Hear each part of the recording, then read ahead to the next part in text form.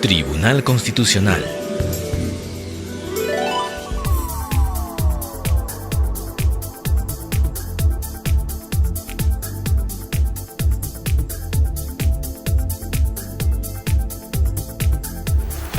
Muy buenos días, sírvase tomar asiento.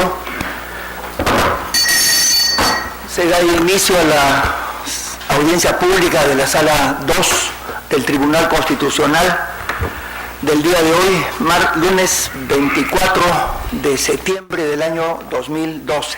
Señor secretario relator, sírvase dar cuenta de las causas en las cuales los señores abogados han solicitado informar oralmente a la vista de la causa.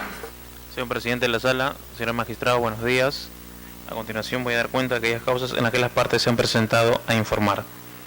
Causa número 3, expediente 3175-2012, proceso de amparo, iniciado por don Luis Filiberto Mejía Regalado contra el Congreso Nacional de Consejos Departamentales del Colegio de Ingenieros del Perú. Por la parte demandante, ha solicitado informar sobre hechos el mencionado demandante, el señor Mejía Regalado, así como su abogado, el doctor Jesús Trujillo Zelaya. Por la parte demandada, va a informar sobre hechos el ingeniero Juan Fernán Muñoz Rodríguez, así como su abogado, el doctor Fernando Vidal Ramírez. Señor presidente, previamente debo precisarle que la presente causa 3175-2012 amparo ha sido reprogramada en atención a que, si bien se señaló inicialmente que la vista de la causa se iba a realizar el 27 de agosto, la misma se notificó a la parte demandante de modo erróneo a través del sistema de notificación electrónico, señalándose como lugar de la vista de la causa la Universidad San Martín, cuando la misma se realizaba en la sede del tribunal. Bien, entonces, reprogramada la causa, pasen los señores abogados a que informe oralmente.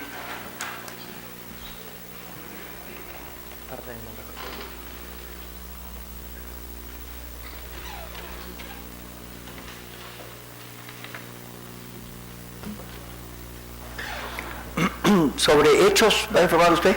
Muy bien, tiene el uso de la palabra, señor. Muy buenos días. Señores miembros del...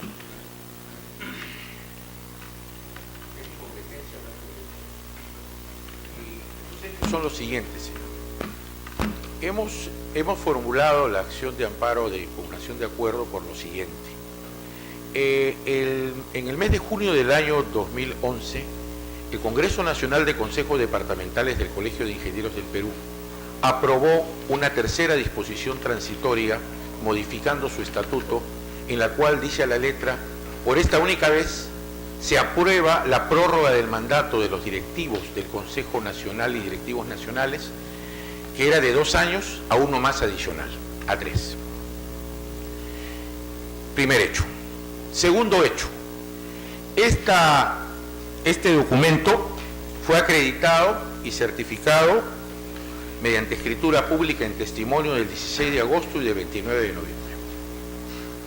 Y sale tal cual está. Tercer hecho.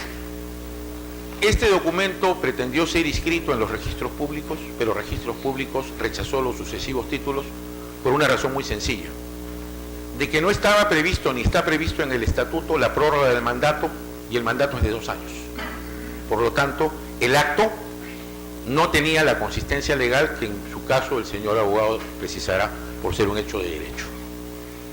En tercer lugar, tercer hecho, cuarto hecho. Dada esta situación, sucede la irregularidad de la irregularidad. ¿Por qué? Porque el 9 de enero se pretende inscribir y se inscribe formalmente o se hace una certificación mediante testimonio de lo que es un notario público, en virtud del cual el acuerdo ya no es prórroga de mandato.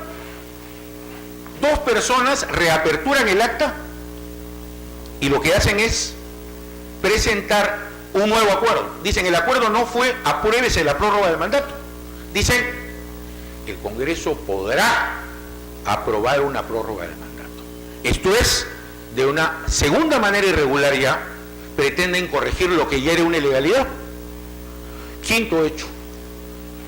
La SUNAR, violando el propio reglamento del registro de personas jurídicas no societarias, acuerda la modificación del estatuto. Y esto lo hace el 23 de febrero. Sexto hecho. Desde el mes de diciembre hasta el día de hoy han sido expulsados, sancionados e inhabilitados 120 ingenieros a nivel nacional.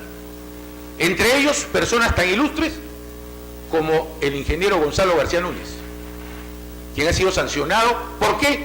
Porque fue a juramentar a el Consejo Departamental de Trujillo, que al igual que el mío, el de Ucayali, el de La Libertad, Piura, Ayacucho, que están presentes, Huaraz, que representan al 67% de los ingenieros, hemos hecho elecciones, hemos expresado la votación, la voluntad de los ingenieros, y en ese sentido están expulsados.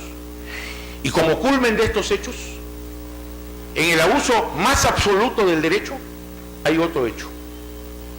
Se está convocando elecciones para el periodo 2013-2015, el ingeniero Muñoz quiere legalizar todas estas arbitrariedades a través de una elección que correría, ya haría una prórroga de mandato práctica, porque extendería su mandato hasta el 31 de diciembre de 2012 y se iniciaría otro posteriormente. Termino, señor presidente, con dos frases. ¿Puede nuestro sistema democrático ser tan débil para poder admitir de que dos personas, mediante una reapertura de acta, hayan modificado un acuerdo de un estatuto para a partir de eso extender su mandato? Y si la reapertura no decía 1 año, sino 2, 4, 5, 20 años, supuestamente la SUNAR lo validaba, y hoy día teníamos quebrado como está nuestro colegio profesional. Segunda y final reflexión. Invito a los demandados que observen cualquiera de los hechos que he mencionado, porque son hechos reales, acreditados y serán oportunamente incluidos. Muchas gracias. Señor abogado, puede hacer uso de palabra con el término de ley. Señor presidente,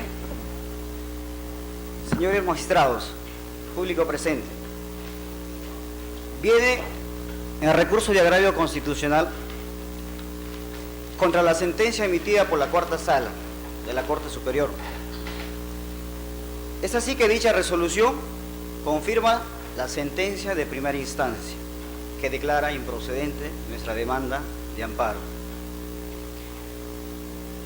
Los fundamentos de hecho ya lo ha advertido el ingeniero Mejía. Con relación a la vulneración de ese derecho fundamental consagrado en la Constitución, en el artículo 2, inciso 17, que es la libre elección de sus representantes, el derecho de elegir y ser elegido voluntariamente. El día de los hechos, el día de las elecciones, más de 15.000 ingenieros acudieron a las urnas a hacer ejercer ese derecho fundamental que está consagrado en la Constitución. 15.000 ingenieros que representan el 67% del total de ingenieros colegiados. Y a esos señores que participaron en las elecciones o promovieron las elecciones, como bien dijo el ingeniero Mejía, han sido expulsados un promedio de 120 ingenieros a nivel nacional. Las elecciones se llevaron a cabo conforme al estatuto que estuvo vigente en el momento de los hechos. Según el principio registral de legitimación, todos los asientos registrales son válidos y surten los efectos en el momento de los hechos. Es así que cuando se llevaron a cabo la prórroga de mandatos por 1 año en el estatuto, específicamente en el artículo 4.27 decía de que el mandato de los directivos de los consejos, del Consejo Nacional y de los consejos departamentales solamente era por un periodo de 2 años. Lamentablemente, en el Congreso, en el 4º Congreso, realizado los días 25 al 29 de junio del año 2011, ese Congreso aprobó ilegalmente, contraviniendo en todos sus extremos su propio estatuto que estaba vigente, según el principio de legitimación o el principio de tracto sucesivo, tendrían que haber modificado para que pueda surtir sus efectos. Eso es con relación a las elecciones. Con relación al debido Para la inscripción de ese acuerdo, los señores demandados pretenden inscribir, para ello utilizan a dos notarios. En un principio al notario González Abelarde Susoni, posteriormente al notario González Vigil, quienes elevan esas escrituras ante los registros públicos. Pero curiosamente el acuerdo de prórroga ha sido adulterado en la segunda escritura que es elevada a registros públicos. Se hace una reapertura ficticia donde dos personas deciden el destino del Colegio de Ingenieros del Perú, que está conformado por 28 consejos departamentales. Eso es totalmente ilegal, vulnera en todos los extremos el debido proceso. La forma como se ha inscrito es totalmente absurdo, porque el principio de legalidad dice, mientras el estatuto estaba vigente, en todo caso, tendría que surtir esos efectos. Los efectos jurídicos tienen que ver también con los principios de tracto sucesivo y el principio de legitimación, como se dijo. Por otro lado, quiero hacer mención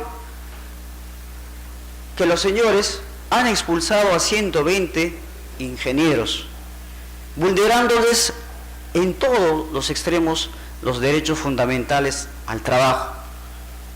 Es así que he podido recorrer a nivel nacional, a nivel de los 6 consejos departamentales de Lima, de Ancash, de La Libertad, de Piura, de Ucayali, Ayacucho, han puesto un comunicado que dice lo siguiente, que ellos son inhabilitados, por tanto no pueden ejercer. Eso es lo que podría informar, señor presidente.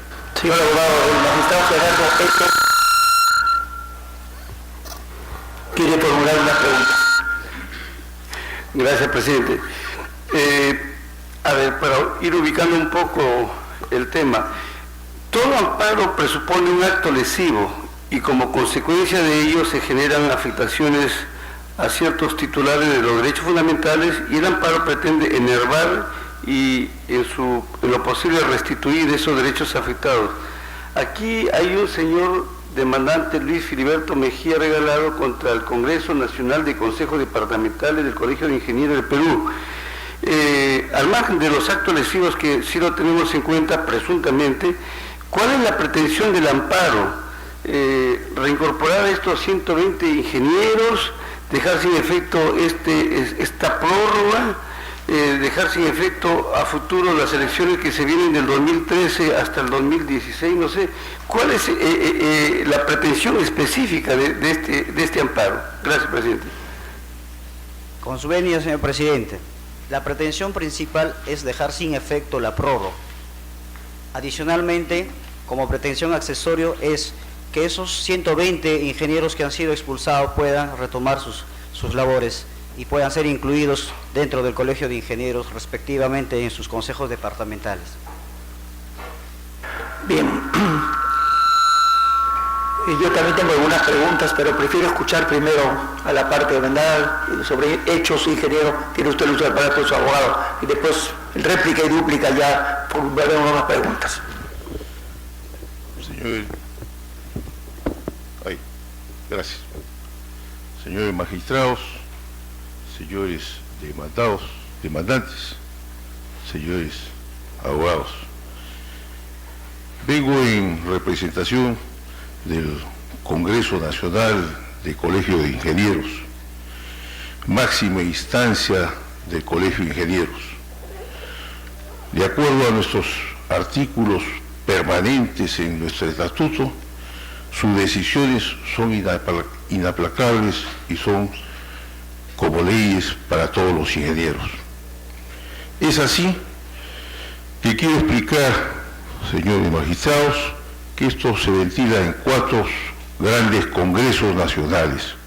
El primer congreso realizado en Ica, el segundo realizado en Ancón, Lima, el tercero realizado en Iquitos, Loreto, y el cuarto realizado en Huancayo, Junín. En el primero se formula una inquietud llevada a cabo por 11 de los decanos, suscrita por 11 de los decanos de los consejos departamentales del que llamamos nosotros la zona norte.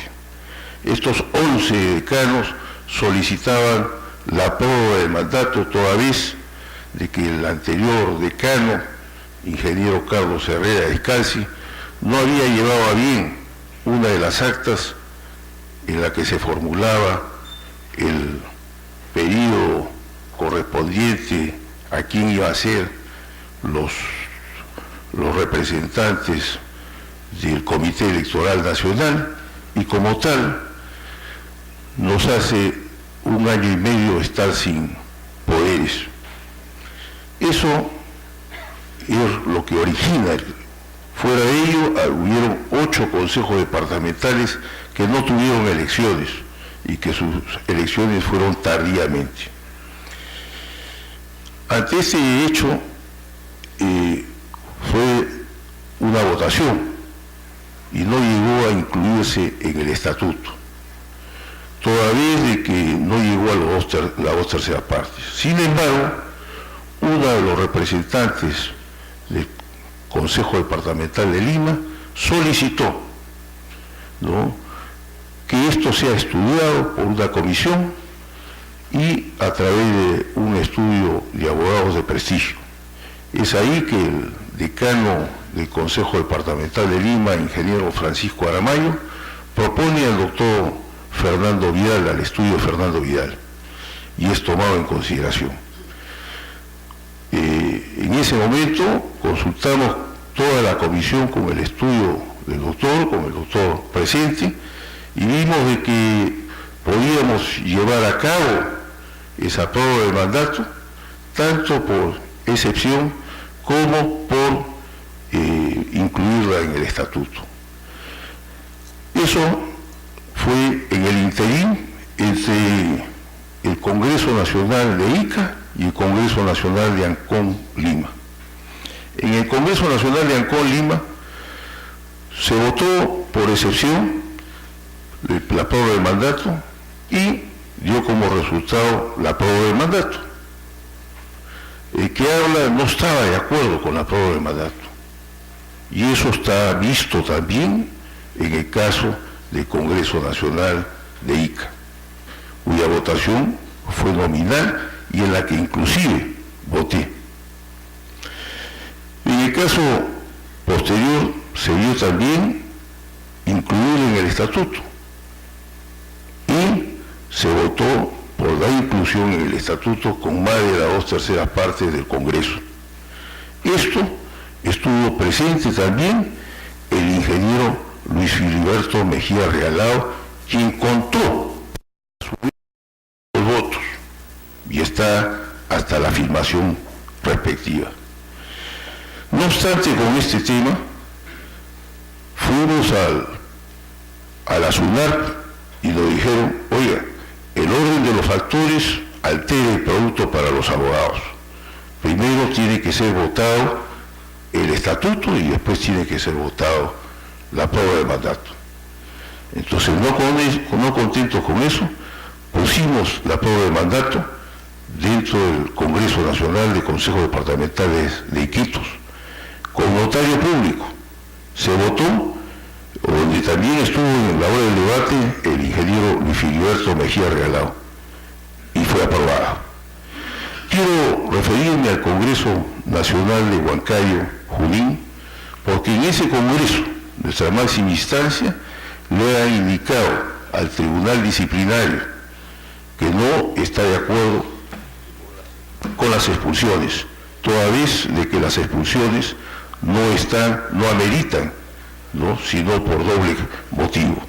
Es así como el Congreso Nacional de Consejos Departamentales ha tenido a bien eliminar todas las expulsiones y regresar todos los expedientes al Tribunal Disciplinario, quien está en este momento evaluando los casos de, lógicamente, qué hacer con aquellas personas cuyo comportamiento y disciplina han sido contra la institución, saltándose lo que se denomina el estatuto, reglamentos y código deontológico del colegio. Es así como quería informarles.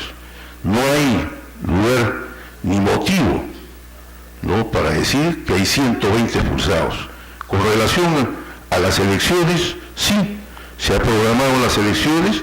El Congreso Nacional de Consejos Departamentales ha tenido a bien definir las elecciones para el periodo 2013-2015 como está establecido en el estatuto. Es así como eso estamos. Gracias. Señor abogado, tiene usted la palabra.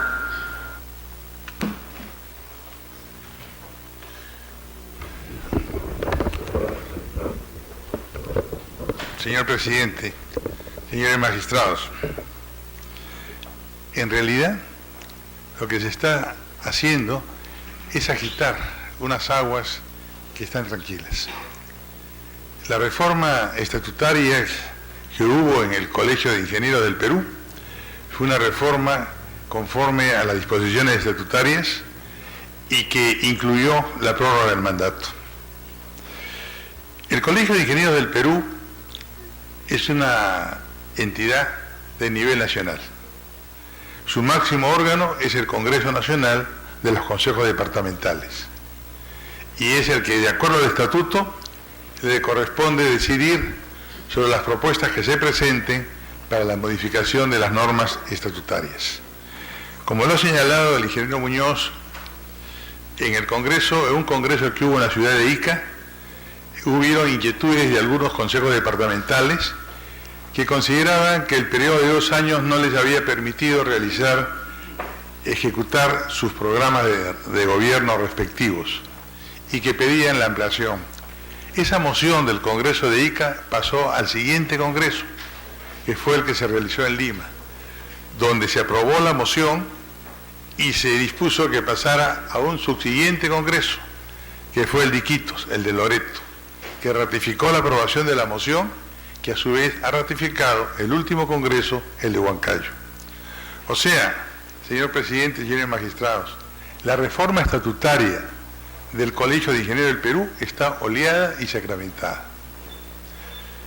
No solamente en cuanto estatutariamente se aumenta el periodo de los órganos de gobierno, vale decir Consejo Nacional y Consejos Departamentales, de 2 a 3 años, sino que se prorroga el mandato de los actuales miembros de los consejos por 1 año más, que concluye en diciembre de este año. Y para entonces tiene que haber un proceso electoral que ya ha sido convocado y que está ya en sus prolegómenos para llevarlo a efecto en el mes de noviembre. Lo que ocurre obviamente es que pueden haber siempre voces discordantes, y las hubo. Hubieron votaciones en contra, pero en minoría. La reforma estatutaria y la prórroga de los mandatos se aprobó por absoluta mayoría, por apabullante mayoría. Y esto solamente por algunos defectos formales en el otorgamiento de las actas respectivas motivó algunas observaciones del registro de personas jurídicas cuando se sometió a los registros públicos la inscripción del estatuto y de la prórroga. Pero subsanadas esas observaciones formales, el estatuto ha sido inscrito, como inscrita está la prórroga de las actuales autoridades. Yo les cuento incluso como anécdota, en presencia del ingeniero que ha hecho el uso de la palabra anteriormente, el Consejo Departamental de Lima, que es el consejo de mayor fuerza, por razones obvias, el mayor número de colegiados y mayor potencial económico, estuvo en desacuerdo. Y en ese entonces el decano del Colegio Departamental de Lima era el ingeniero Francisco Aramayo. Sin embargo, y convocó a elecciones. Se llevó a efecto un proceso electoral al interior del Consejo Departamental de Lima, en franco desacato al acuerdo del Congreso Nacional y al estatuto que había entrado en vigencia. Sin embargo, ya resuelto el problema desde el punto de vista registral y ya apaciguados los ánimos y calmadas las aguas, el ingeniero Aramayo ha reasumido el decanato del Consejo Departamental de Lima, y dejando sin efecto el mandato que venía ejerciendo el ingeniero Mejía, que era el ingeniero elegido en esas elecciones apócrifas llevadas a efecto en desacato de los acuerdos adoptados en el Congreso Nacional del Colegio de Ingenieros. Señor presidente, señores magistrados, de la revisión que se puede hacer de las piezas correspondientes a los congresos que se han mencionado, de la revisión que se puede hacer de los documentos sometidos a los registros públicos, no hay sino una sola conclusión. La reforma estatutaria se ha llevado con arreglo a ley, no solamente a las leyes que dieron creación al Colegio de Ingenieros, sino con arreglo al estatuto vigente anteriormente, que era un estatuto que databa del año 2005. Entonces, no hay ninguna razón, señor presidente, para que en vía de amparo se pretenda lo que es una acción impugnatoria, como la ha llamado el propio abogado de la parte demandante. Ante este Supremo Tribunal, intérprete de la Constitución, no hay una acción impugnatoria de esa naturaleza. Ya hemos dicho en anterior oportunidad que la acción de amparo es una acción residual, que la Constitución política y el Código Nacional permite cuando no hay una acción que se pueda hacer valer para hacer valer a su vez el imperio de la Constitución. No ese es el caso. Tan es así, señor presidente, señores magistrados, que hubieron otras acciones promovidas de acuerdo con el artículo 60 del Código Civil, acciones impugnatorias típicamente, en las cuales se está produciendo la sustracción de la materia por cuanto ya está resuelto el tema de la inscripción del nuevo estatuto y de la prórroga generada por el nuevo estatuto, y no como lo han señalado y sostenido, de que primero fue la prórroga y luego la reforma del estatuto. No es así. Tal vez lo que no gustó a algún sector de ingenieros fuera de que la prórroga se hiciera para los miembros de los actuales consejos de gobierno, Consejo Nacional y consejos departamentales, pero esa fue la decisión soberana del Consejo Nacional de Colegios de los consejos departamentales del Colegio de Abogados del Perú. Ya se ha aclarado de que efectivamente hubieron expulsados, hubieron ingenieros, miembros colegiados que fueron sancionados por su actitud de desacato e incluso de agravio por la toma de locales y hechos que no son propios de un colegio profesional. Pero ya también se ha acordado llegarse a una solución que reponga a esos ingenieros en su condición de colegiados y les permita continuar sin ningún problema en el ejercicio de su profesión. Ese es un asunto que ya lo recomendó el último Congreso Nacional y que está en este momento sometido al Tribunal Disciplinario del Colegio. Por estas consideraciones, señor presidente, y porque la reforma estatutaria del Colegio de Ingenieros del Perú guarda plena conformidad con la ley, guarda plena conformidad con el estatuto bajo el cual se planteó la reforma estatutaria, y porque el actual estatuto ha previsto la prórroga, mejor dicho, la ampliación del mandato a 3 años y la prórroga de las actuales autoridades, es que yo le pido a este tribunal se sirva confirmar lo que ya ha resuelto la jurisdicción ordinaria en cuanto a la improcedencia de la acción de amparo. Doctor Vidal, queríamos saber si es que lo de la expulsión de los ingenieros 120 o más, corre ya en este expediente la evidencia de que ese asunto ya está subsanado, superado, porque usted, lo que yo le he escuchado es que lo tiene la Comisión de Disciplina para viabilizarlo. Es decir, ¿todavía no está formalizada la reincorporación de ingenieros o ya lo está y corren autos? Está en vías de formalizarse la reincorporación de esos ingenieros, señor presidente. En vías significaría que en los próximos días tendríamos evidencia y correría en el expediente. No le podría decir si es una cuestión de días, porque bueno, obviamente no bueno, esa es una preocupación de nosotros. Es más, señor presidente, si me permite, sí. Es más, es una preocupación compartida. El señor decano nacional en más de una oportunidad ha manifestado que antes de terminar el periodo de la prórroga, que es en diciembre, y con las elecciones a convocarse, habría una amnistía. Pero ya a eso se adelantó el Congreso Nacional. Bueno, por eso le reitero que la preocupación de la sala podría ser a la hora de revisar el expediente tener en cuenta ese factor, si es que está en la pretensión o no, de repente es un elemento perturbador, de modo tal que amnistía o comisión de disciplina, o como lo tengan ustedes, sería interesante, sería conveniente que ese asunto se resuelva. Y tampoco se resuelva, se ingrese algún escrito y con alguna evidencia para, en fin, un elemento menos de perturbación, un elemento menos de perturbación en la... Como hay derecho a réplica y a dúplica... Como no se ha, diría yo, no se ha admitido la demanda hasta ahora, nosotros no hemos podido absolver ningún traslado. O sea, viene con improcedencia liminar. Sí, ad limine. Si es que el tribunal me lo permite, yo puedo presentarle el día de mañana las constancias de que el estatuto es inscrito, está inscrita la prórroga y que todo está en vía de solucionarse de acuerdo a lo que me acaba incluso de indicar el ingeniero. Ya no hay expulsiones, lo que hay es simplemente un trámite interno de formalización. Sí, sería conveniente, doctor Vidal, sería conveniente que todo eso lo incorpore, porque si bien es cierto, usted nos está informando que hay un rechazo in limine, o sea, liminarmente ha sido improcedente, primera y segunda instancia, que eso lo veremos con el expediente. De todas maneras, el artículo 47 del Código Procesal Constitucional establece que del recurso de apelación se les pone en conocimiento. Sí. O sea, usted sí tiene conocimiento de la apelación. Tenemos conocimiento, sí. Bien, si tiene conocimiento, yo creo que puede participar. Y si puede participar, creo que sería bueno que lo haga de conocimiento. Yo comprendo, señor presidente, la justificada preocupación que tiene la sala por una situación de hecho que en realidad no debería existir y que no existe. Bien. En consecuencia, actualmente vamos a presentar la documentación pertinente. Bien, yo solamente tengo una pregunta más para usted, sin perjuicio de escuchar después el derecho de réplica y dúplica para usted.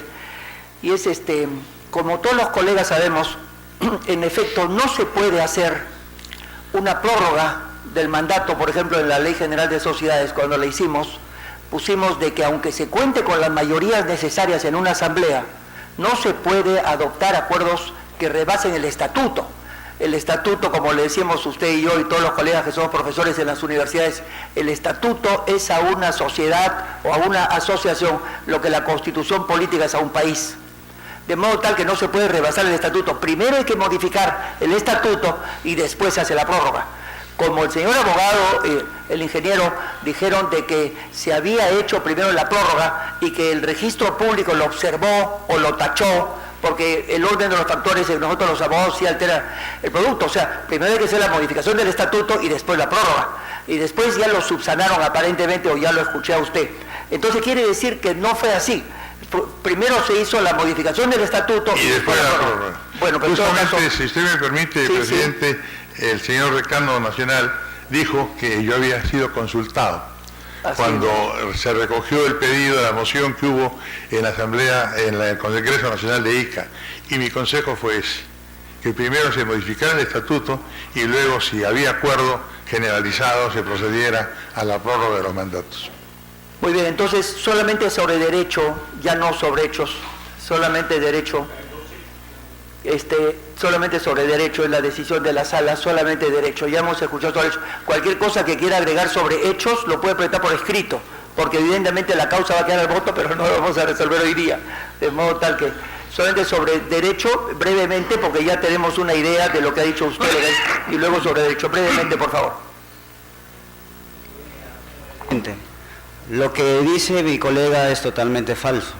Primero se dio la prórroga en el Congreso y después, posteriormente, se hizo la modificación ante los registros públicos del Estatuto. En ese extremo, quiero dejar claro, con relación a los acuerdos impugnatorios que se están viendo en la vía civil, es totalmente falso que ya se haya dado la sustracción de la materia, porque se ha declarado improcedente su solicitud.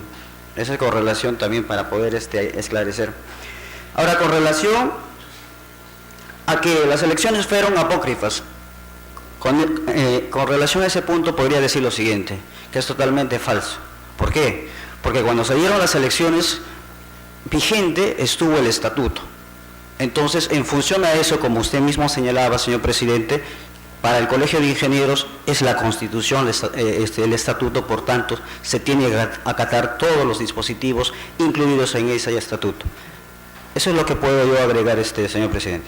Señor abogado, lo natural, lo regular, cuando hay un acuerdo de la Junta, usted le llama Consejo Nacional Consejo Departamental, Consejos Departamentales, etcétera, del órgano que corresponda, el soberano, cuando se violenta, se vulnera un artículo del estatuto de la ley, lo natural, lo regular no es acudir a un proceso de impugnación de acuerdos y no el amparo.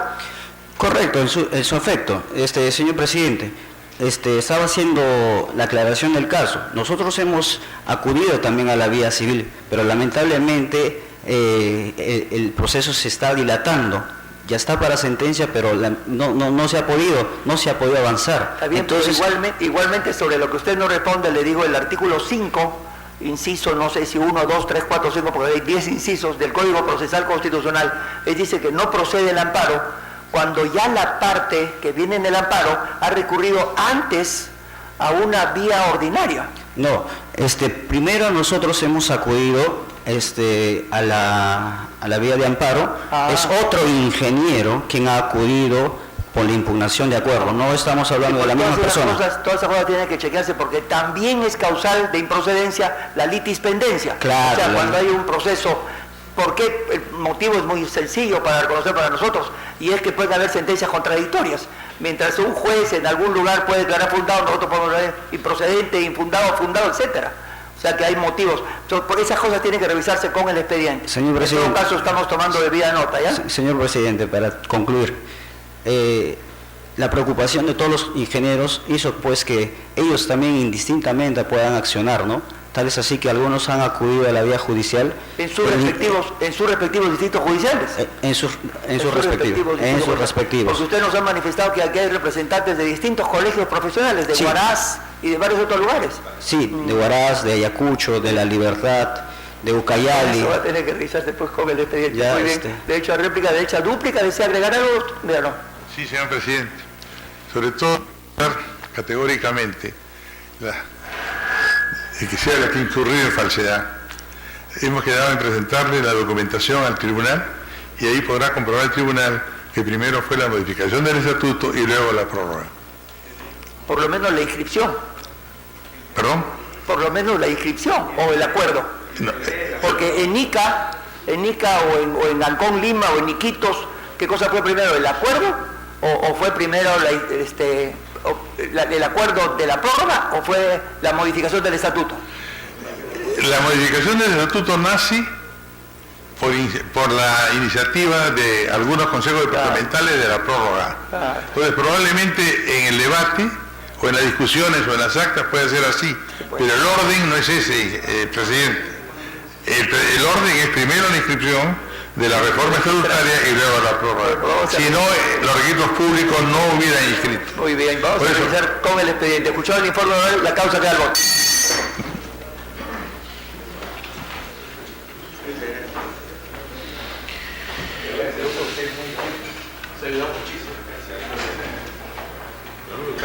Muchas gracias.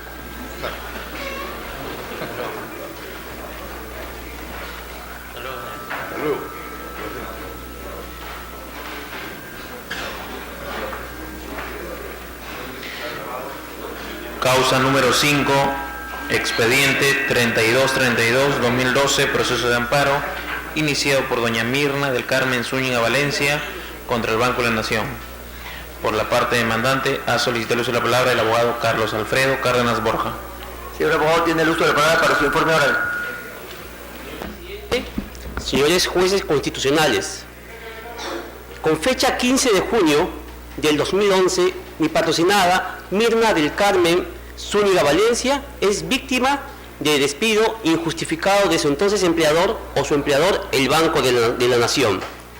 Cuando la policía efectúa la respectiva constatación, la encargada de asuntos laborales de dicha institución bancaria manifiesta que mi patrocinada solamente ha laborado 2 meses en dicha institución y que no tenía jefe, que no tenía oficina y que no tenía ninguna función asignada.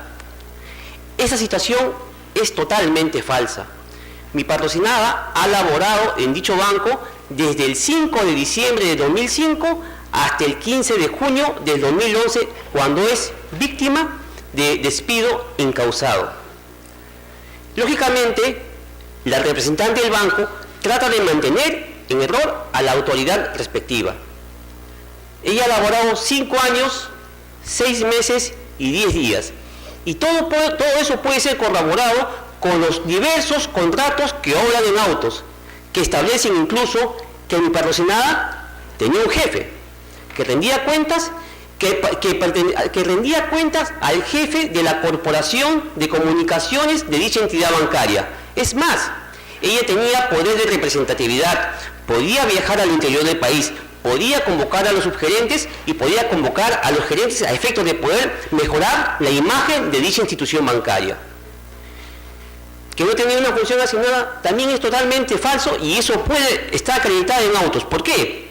Porque tenía su espacio de trabajo donde se reunía con el personal, tenía su correo electrónico, tenía una clave para efectuar llamadas telefónicas externas. Es más, siempre le rendía cuentas a su jefe.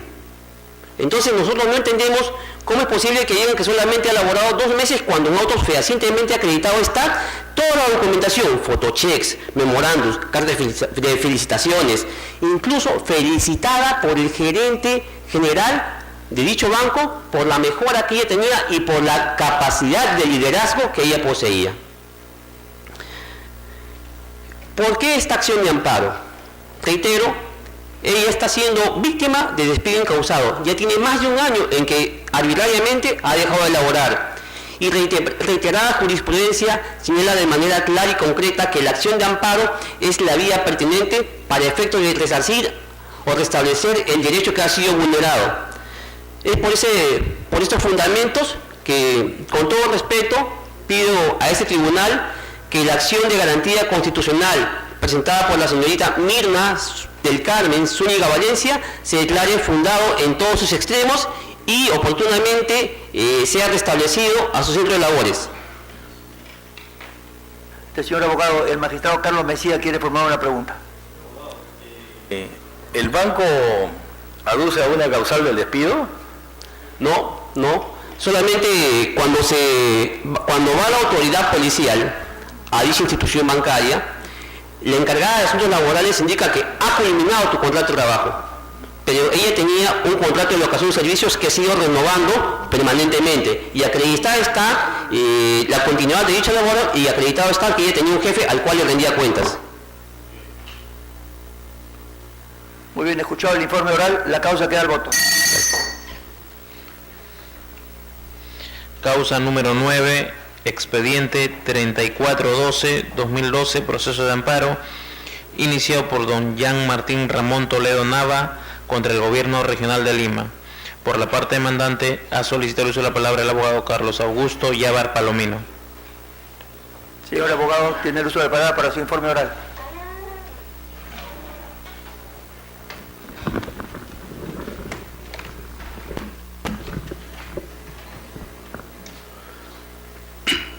Muy buenos días, señor presidente, señores miembros de este honorable tribunal, máximo órgano en materia constitucional.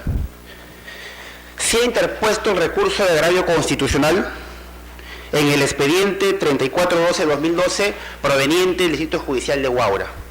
Se trata de un proceso de amparo interpuesta por un trabajador del Gobierno Regional Lima Provincias. ¿Cuál es el caso o la génesis que da origen a este proceso de amparo? En primer lugar, mi patrocinado ingresó a laborar para el Gobierno Regional el 6 de marzo del año 2007.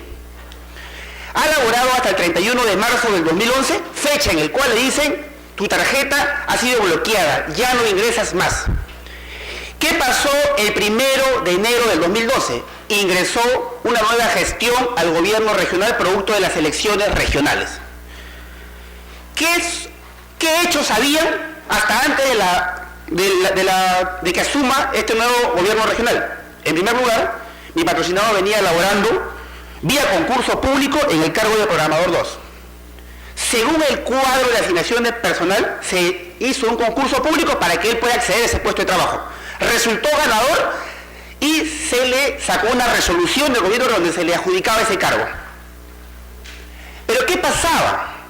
Se le hacían contratos modales en aplicación al artículo 63 del decreto Supremo 003-97-TR. Contratos modales.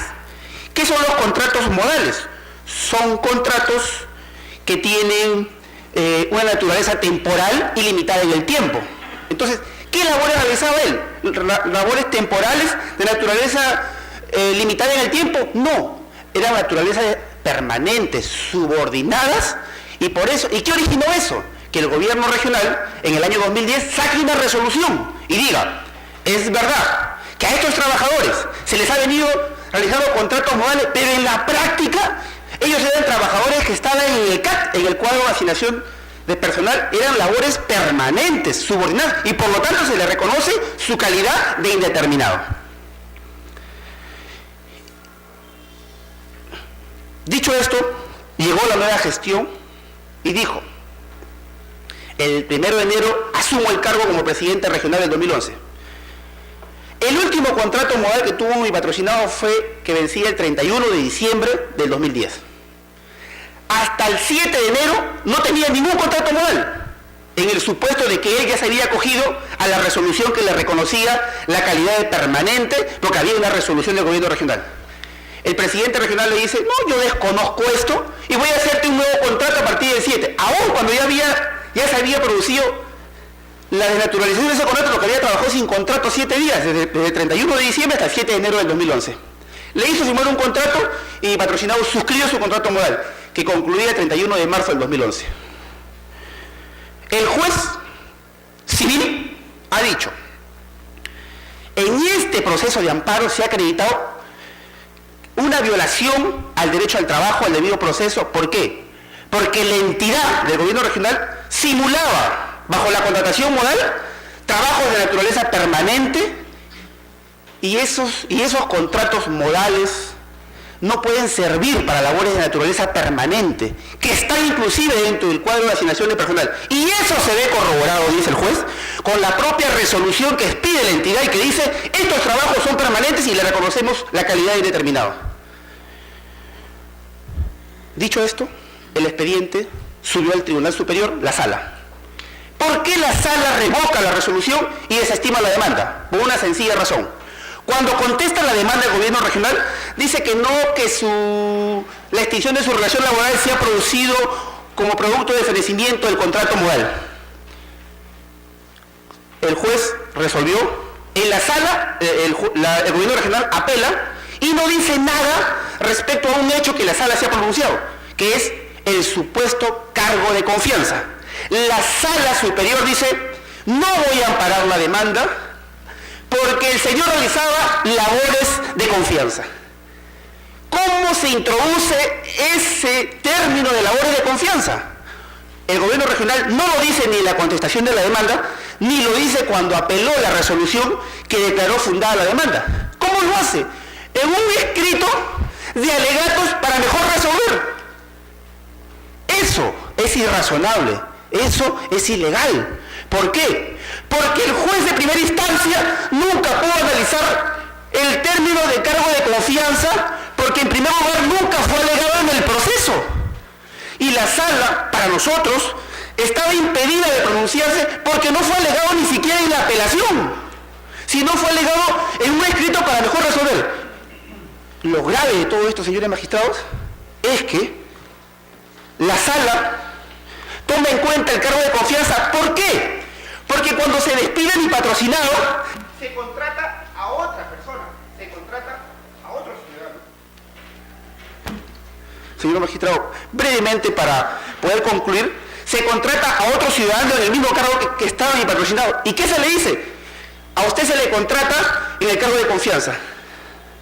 Y por ese hecho, dice, la Sala dice, no, como se ha contratado a un trabajador nuevo al cargo de confianza, se supone que usted también era cargo de confianza y por lo tanto no amparamos la demanda. Yo quiero resaltar, señores magistrados, un caso singular parecido al que nos trae a colación.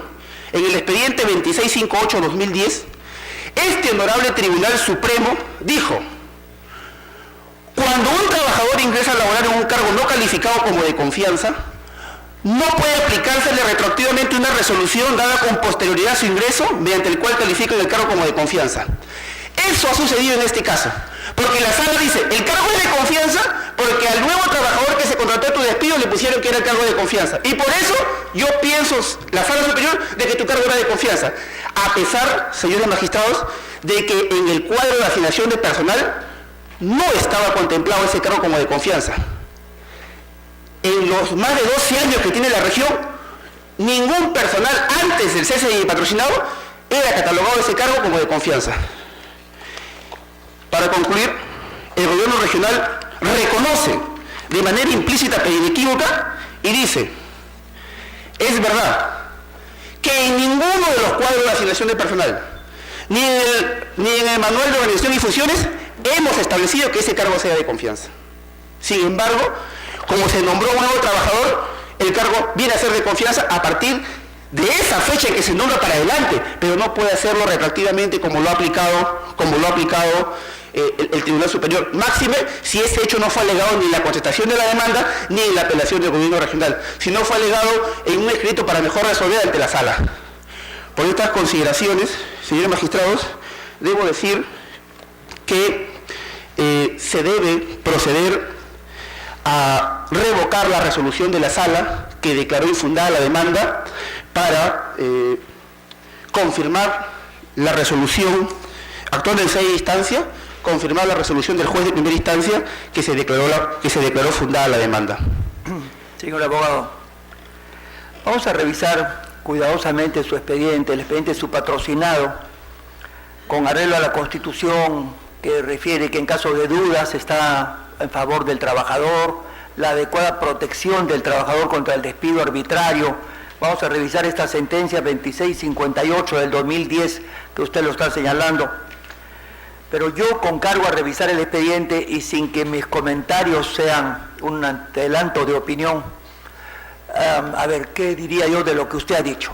En primer lugar, que el gobierno regional saliente, el saliente, es el que dicta la resolución que establece que los trabajadores que él tenía bajo su mandato eran trabajadores del CAP, del cuadro de asignación de personal, y que tenían actividades permanentes, ¿es correcto?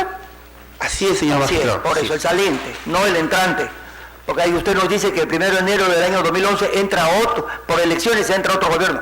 Claro, entonces usted tiene que ponerse los zapatos del que entra, del presidente que entra, y dice, bueno, pero eso lo habrá dicho el que sale. Ahora, su cliente trabaja hasta el 7, del 1 de enero hasta el 7, que me imagino que habrán 2 o 3 días útiles, ¿no? Porque sin contrato. Sin contrato. Sin contrato. Pero no son 7 días útiles, ¿no? Son 2, 3, 4. 5 días útiles. 5 días útiles. Y lo peor de todo, señor magistrado, que no, pero perdóneme, pues usted habló y yo lo escuché, ahora hablo yo, sí. Usted escúcheme. Puede ser.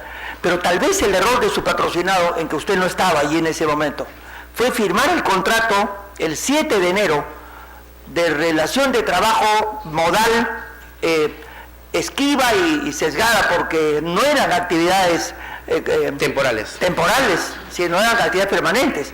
Pero el error de su patrocinado fue firmar ese contrato hasta el 31 de marzo.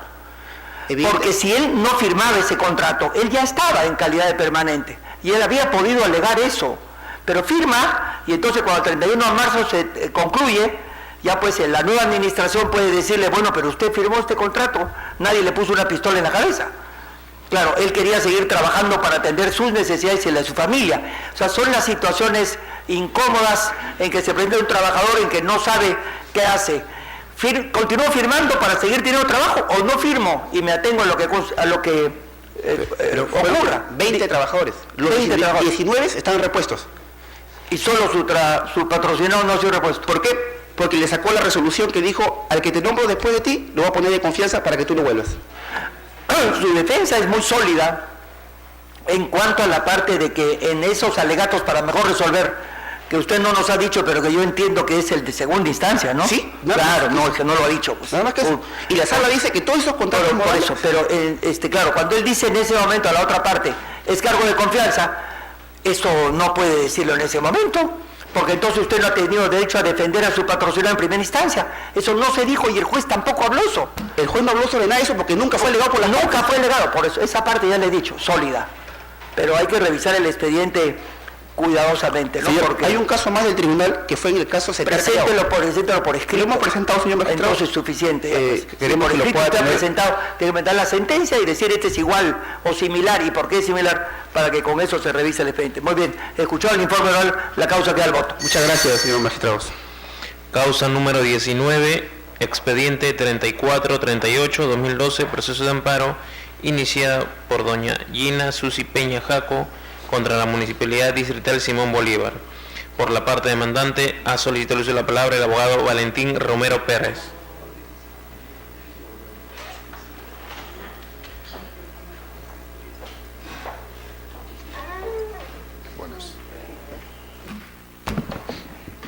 Señor abogado, tiene el uso de la palabra para su informe oral. Muchas gracias.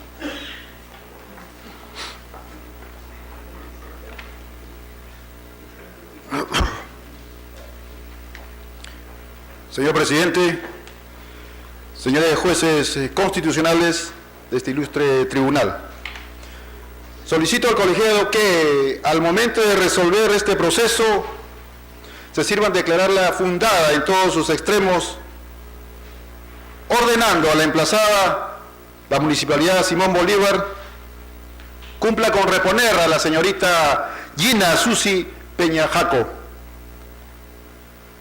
en el cargo que venía desempeñándose hasta antes de este agravio constitucional. O si ya no existiera pues ese cargo en el CAP, previa negociación en otro de similar jerarquía. Asimismo, el abono de los costos procesales.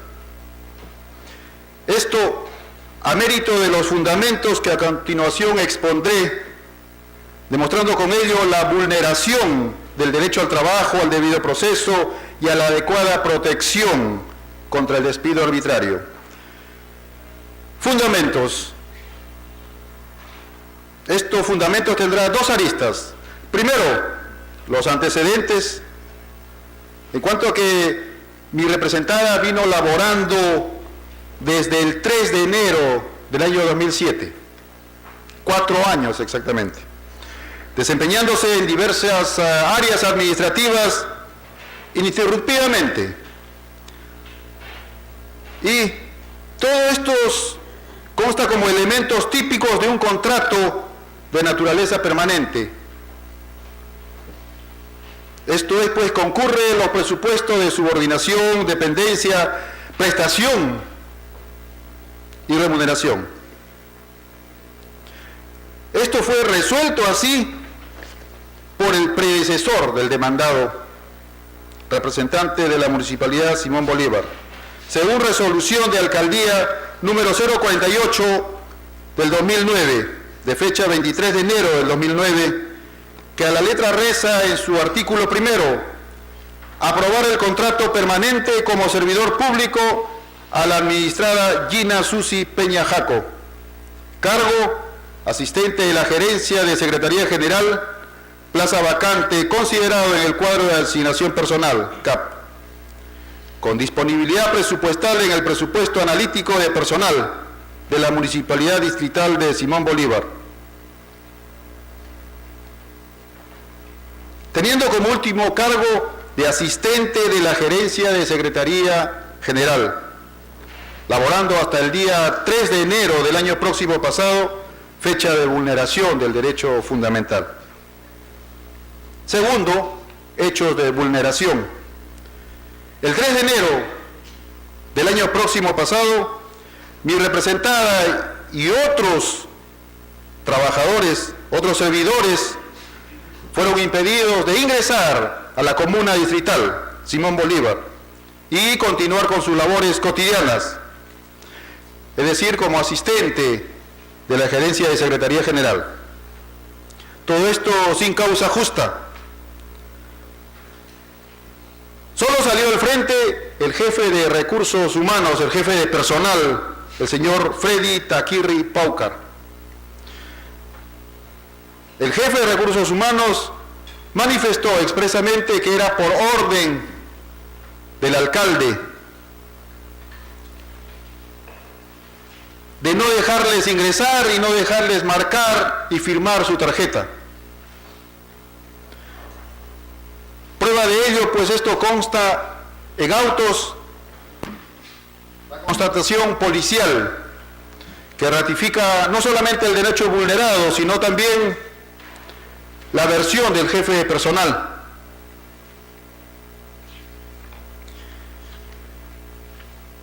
Debo manifestar que dicho acto arbitrario realizado por el alcalde fue hecho sin previo proceso alguno, incumpliendo la resolución evacuada en su momento por el municipio. De manera que, señor presidente y miembros del Supremo Intérprete de la Constitución, pido en el plazo de ley, pues, declarar fundada mi demanda, la demanda en todos sus extremos, que desde un inicio fue declarado improcedente, más el abono de los costos del proceso. Gracias. Usted no dice, señor abogado, que desde el inicio ha sido declarado improcedente, o sea, las dos instancias vienen improcedentes. Correcto, el juzgado de Pasco y la sala mixta de Pasco.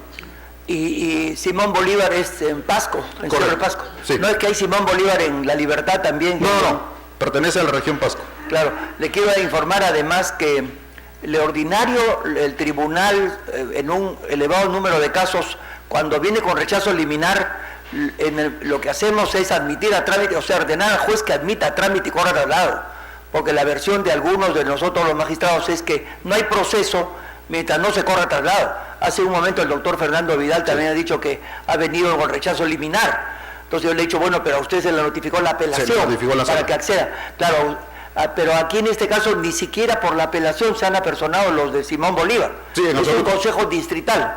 Correcto, sí. Distrital en Cerro de Pasco. Pero se va a revisar su expediente y escuchado el informe oral, la causa... 54. Expediente 3548-2012, proceso de amparo, iniciado por don Alfredo Wenceslao Nicho Trinidad contra la ONP. Señorita abogada, tiene uso de palabra para el informe oral de sus dos causas. Señores magistrados, buenos días. Respecto al caso de Linares González Leónidas, debo precisar que lo que pretende el demandante es que se le restituya su pensión de jubilación, la cual le había sido otorgada mediante resolución administrativa 83-907 del 2004, de fecha 11 de noviembre del 2004. Sin embargo, posterior a ello, se realizó una labor de fiscalización de los documentos con lo cual se le había otorgado la pensión y se pudo constatar que habían ciertas irregularidades en dichos documentos. También se puede apreciar del informe de verificación que obra en el expediente administrativo que la verificación que se realizó por los señores Víctor Collantes y Mirko Vázquez, quienes se encargaban de revisar los libros de planillas para lo que es los aportes, en colisión con los señores Eufemio Bao Romero y Claudio Campos, se pudo verificar que ellos pertenecían a esa asociación delictiva, quien ya en sentencia emitida por el segundo juzgado de investigación preparatoria de obra se les ha denunciado y hay sentencia, condenados por falsificación de documentos, estafa, asociación ilícita. Es por ello que la ONP emite una resolución debidamente motivada, la cual es de fecha 5 de noviembre del 2008, por lo cual se le declara nula la resolución por mediante la cual se le otorgó pensión al demandante. Referente al proceso de Nicho Trinidad Alfredo, el demandante pretende que se le otorgue pensión de jubilación, reconociéndoles años de aportes no acreditados en sede administrativa. Pues bien, la ONP al demandante solo le ha reconocido 9 años y 6 meses. Del mismo, en el expediente administrativo constan los medios probatorios del demandante, en donde hay una constancia emitida por el presidente Manuel Jara, donde se puede verificar que el demandante trabajó del 30 de agosto de 1959 al 24 de noviembre de 1971.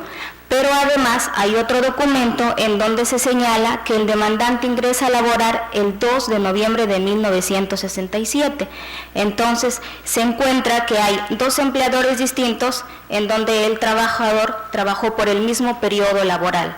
Además hay que tener en cuenta la sentencia emitida 47-64 4762, donde se precisa que tiene que el demandante haber puesto más medios probatorios a los que él simplemente ha presentado a la demanda. Es por ello que solicito sea confirmada la sentencia. Escuchado el informe oral, ambas causas quedan al voto. Causa número 43, expediente 3509-2012, proceso de amparo, iniciado por la Universidad Científica del Sur, Sociedad Anónima Cerrada, contra la Municipalidad Distrital de Chorrillos. Por la parte demandante, ha solicitado el uso de la palabra el abogado Gustavo Veramendi Galdós.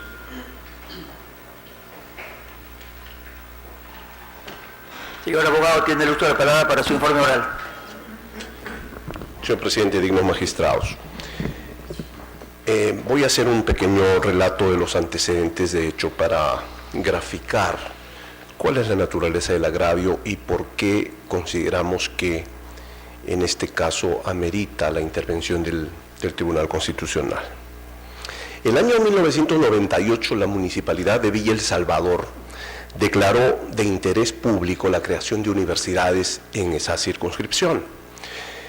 Los propietarios de la hoy Universidad Científica del Sur, interesados por esta declaración, investigaron qué terrenos estaban en venta para poder constituir una universidad y edificar su campus universitario.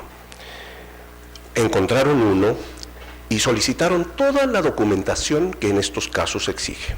Fueron a Villa El Salvador, quien les otorgó certificado de zonificación, certificado de jurisdicción, registros públicos decía que era Villa El Salvador, se pagaron tributos, todo estaba regularizado ante Villa El Salvador, que además otorgó licencias de construcción, se edificó el campus universitario y todo anduvo muy bien, hasta que un día, el 18 de agosto de 2009, se recibió una notificación imponiéndose una multa por construir sin licencia y se ordenó que se demuela la sede universitaria de la Universidad Científica del Sur.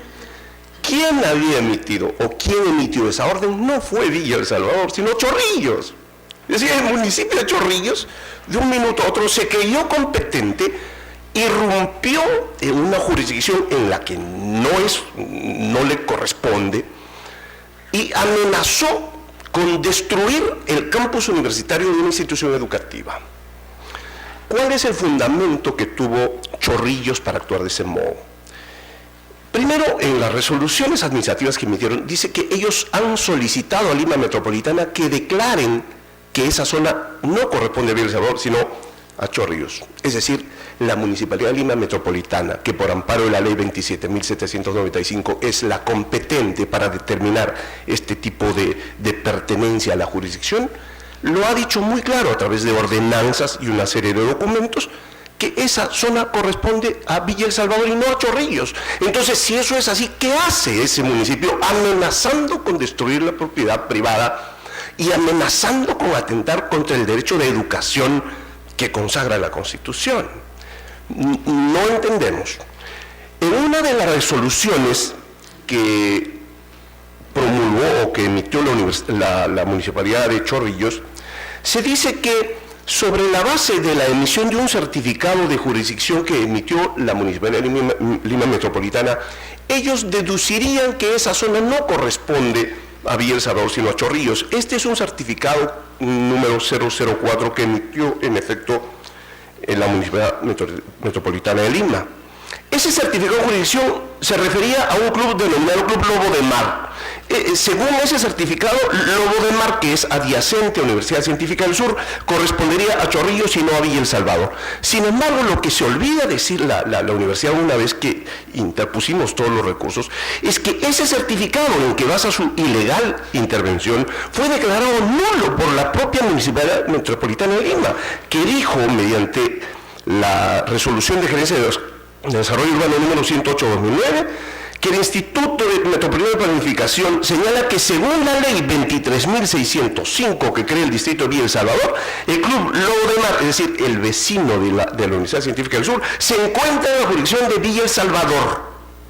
Esa determinación de Lima Metropolitana hace declarar nulo ese certificado, pero lo grave de esto es que el municipio de Chorrillos en la resolución que resolvió nuestra apelación, dice, mejor dicho, no dice nada, ignora que ya había sido notificada con esta resolución que ha servido de amparo para su ilegal intervención. Pues bien, ¿por qué razón la Corte Superior y el Juzgado de Primera Instancia han considerado que la vía del amparo no es la procedente? Porque dicen que existe una acción que hemos interpuesto nosotros que se denomina una acción de revisión de legalidad para detener la inminencia de la destrucción de nuestra sede. Es cierto, hemos interpuesto una acción de revisión de legalidad para detener, porque no podíamos quedarnos con los brazos cruzados. Sin embargo, consideramos que este hecho es de una importancia capital que amerita la jurisdicción constitucional, la intervención del Tribunal Constitucional, por el hecho concreto de que el Estado, que es el que tiene el monopolio de la coacción y de la coerción, no puede hacer gala de esta amenaza o de este tipo de amenazas basándose en pretensiones territoriales y atacando a la parte más débil, que es en este caso el administrado.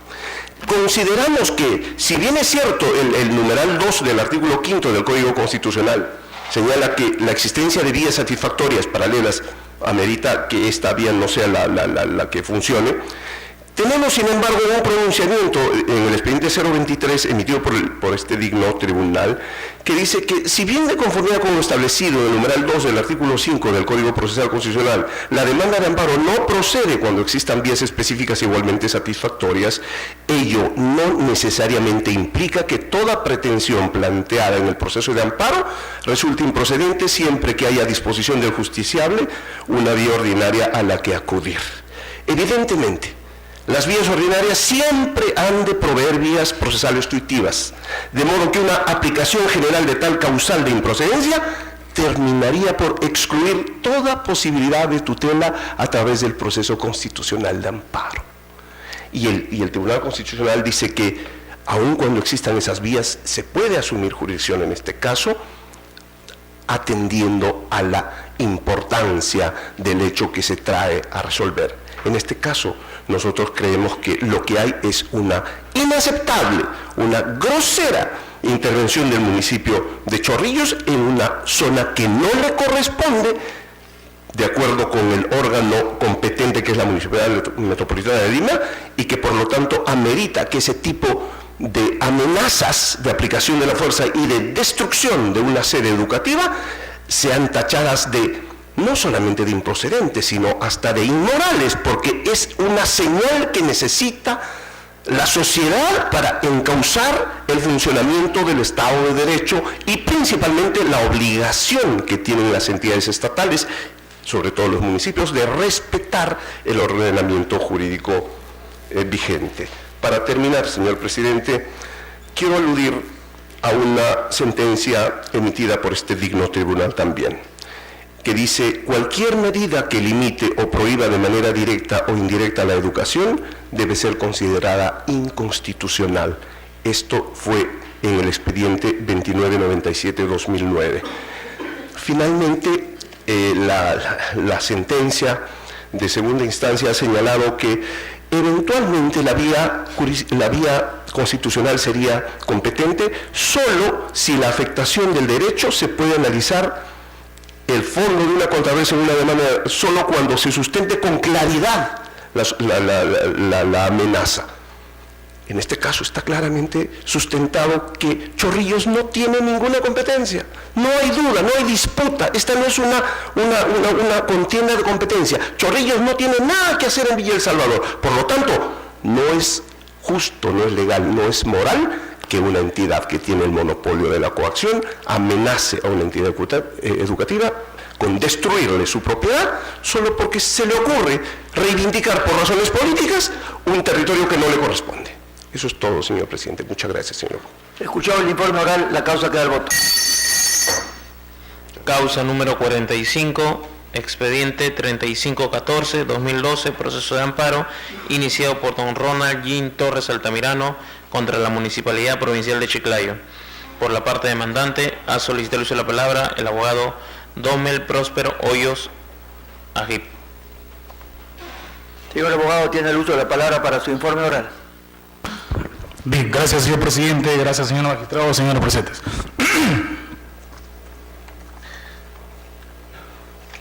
En el expediente número 4047 del año 2010, la misma que ha sido interpuesta ante el 5º Juzgado Civil de Chiclayo.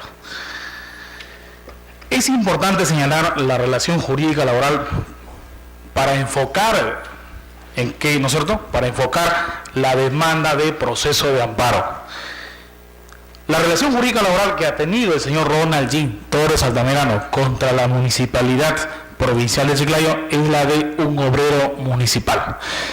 El señor Ronald Jean ha laborado desde el mes de abril del año 2009 hasta el 15 de octubre del año 2010, fecha en la que fueron cesados en un promedio de más de 400 trabajadores obreros municipales. ¿Cómo operaban las actividades o cómo operan las actividades dentro de la Municipalidad Provincial de Chiclayo? Específicamente, la labor más importante, al igual que todas las municipalidades del país, es la de limpieza pública, es la de ornato y la de obras. De manera que enfocada las actividades que tiene la Municipalidad Provincial de Chiclayo, en tanto estas se consideren como labores de actividad permanente, tenga así que el señor Ronald Jean Torres Altamirano ha laborado en calidad de ayudante de obras. Y algo muy simpático que pasa dentro de esta municipalidad es que a muchos de los obreros municipales de la Municipalidad Provincial de Chiclayo tienen algunos carrera técnica y otros incluso tienen título profesional. Siendo hoy así que mi patrocinado, el señor Ronald Jean, tenía conocimiento de computación y en unas oportunidades pues lo mandaron o decidieron de que repare algunas computadoras de dicha entidad. No obstante, en planillas siempre ha figurado como obras y no obstante siempre ha trabajado como ayudante de obras. ¿Y a qué viene a colación con este pequeño comentario? La demanda cuando se interpone se plantea como obrero municipal porque es un obrero municipal y el juez del 5º Juzgado Civil, luego de haber examinado los hechos que fueron materia de vulneración, luego de haber examinado las pruebas aportadas, decidió declarar fundada la demanda. En consecuencia, ese señor trabajador Ronald Jean, en primera instancia fue declarado fundada su demanda y mediante una medida cautelar se declaró también fundada la medida cautelar y la misma municipalidad ordenó mediante un memorando 5503 ordenó su reposición de manera provisional en calidad de ayudante de obras. De manera que el señor Ronald Jean en la actualidad sigue laborando como obrero de la municipalidad en calidad de trabajador provisional. Y aquí viene ello, el núcleo de la sentencia en sí, de la Sala de Derecho Constitucional, que examinó simplemente un par de puntos, que es las pruebas, en el considerando quinto de la misma sala que decidió revocar la sentencia de infundada a improcedente, simple y llanamente argumentando en este considerando quinto que voy a tomar lectura. Dice los señores de la sala: sin embargo, corresponde indicar que no se puede determinar la labor que ha realizado el recurrente dentro de la entidad demandada, puesto que si bien es cierto, este ha señalado haber laborado como ayudante de la subgerencia de obras y proyectos, también lo es que de folios 26 a 32 se ha adjuntado fotografías de las cuales se verifica que ha trabajado en la gerencia de sistema informática, lo cual genera controversia. Esto es lo que dice, ¿no es cierto? Esto es lo que dice la misma sala. Esto es lo que dice la misma sala, que habría generado controversia. La duda para la sala es, oiga, ¿este señor trabajó dentro de la entidad de informática, sistemas informática, o trabajó para horas? Como le decía hace un momento, hay trabajadores que tienen ciertos conocimientos y en algunos momentos pues no se le manda una actividad. Y sí, dentro del expediente hay una foto, como cualquier trabajador que se coloca para pasar una foto y lo presenta eso como un medio probatorio. ¿Y por qué? porque la municipalidad provincial de Chiclayo, al igual que otras municipalidades, con esos 400 y pico de trabajadores nunca ha celebrado un contrato, nunca se le entregó planillas. De una u otra manera tienen que agenciarse los mismos trabajadores con los encargados de pagaduría para que les entreguen algunas copias de la relación de personal y preocuparse también unos por legalizarlo y otros por featear. En el presente caso se ha feateado ante la misma municipalidad. La Sala de Derecho Constitucional de la MEC no puede negar este derecho trabajador argumentando de que por un lado hay fotos como obrero de sistemas informáticos y hay unas copias de planillas como obrero de obras. Es importante resaltar que ese señor trabajador viene trabajando de manera provisional y que las pruebas no se pueden contraponer entre sí en contra del mismo trabajador. Yo pido a esta prestigiosa sala que examine la causa en la cual viene en apelación y que, ¿no es cierto?, y que se revoque la sentencia y se declare fundada como sí lo hizo en primera instancia y como sí viene trabajando en obras tal como acredita con las pruebas, que no generaría ninguna duda en este caso para resolver. Escucha ahora, informe oral, la causa queda al voto. Causa número 49, expediente 3529-2012, proceso de amparo, iniciado por don Jorge Luis Reyes Gutiérrez, contra los jueces de la segunda sala mixta de la Merced Chanchamayo de la Corte Superior de Justicia de Junín. Señor presidente, por la parte demandante, ha solicitado informar sobre hechos. Por aquí. Ha solicitado informar sobre hechos el señor Jorge Luis Reyes Gutiérrez y sobre derechos su abogado Héctor Emiliano Mucha Urcoguaranga. Sobre hechos, tiene el uso de la palabra, señor, brevemente. Gracias, señor presidente. El año 2010 fue nombrado director del Centro de Institución Regional de Tropas de Combate en el área a la subversión, Pichanaki. En el octubre del 2010, producto de una convulsión social y una costumbre que hay en la zona de invadir terrenos para negociarlos posteriormente por ciertos traficantes, el 7 de octubre invaden los terrenos de la base y en acción de los derechos legales que asisten al uso igual y debido de la fuerza, antes de las 24 horas fueron desalojados por el suscrito y las tropas de los campos de los terrenos de instrucción. Sin embargo, esa acción dejó un soldado al borde de la muerte con una plancha de titanio de 8 centímetros cuadrados en la cabeza, ¿no?, y 9 soldados en el hospital, incluido el que habla. 15 personales de civiles, personas de la población que trataron de invadir, que fueron rechazados, producto de los palos y las piedras, ¿no?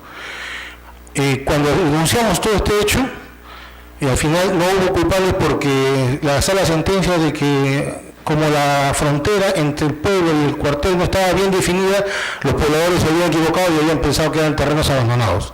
A fin de evitar que esto se duplique, en el año 2011 se empieza la construcción de un muro, demarcando específicamente cuáles son los límites del cuartel.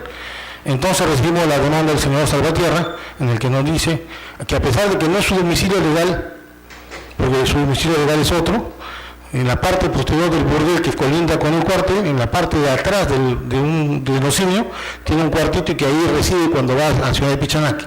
Y pide un paso de vía porque el muro justo le cerraba. Como era nuestro vecino, empata el muro y pide que el derecho de libre tránsito se está violando. Inmediatamente, entre las 24 horas, se cortó el muro, se le aperturó su pase, sin problema. Sin embargo, después, la sala sentencia a favor de la municipalidad, que no tiene ninguna demanda legal con la base, que se tumbe el muro. Y dentro de las demandas del señor Salvatierra, que se me destituye de mi puesto y de mi función, o sea, que se me vote del ejército, ¿no? Cosa que yo considero que no está.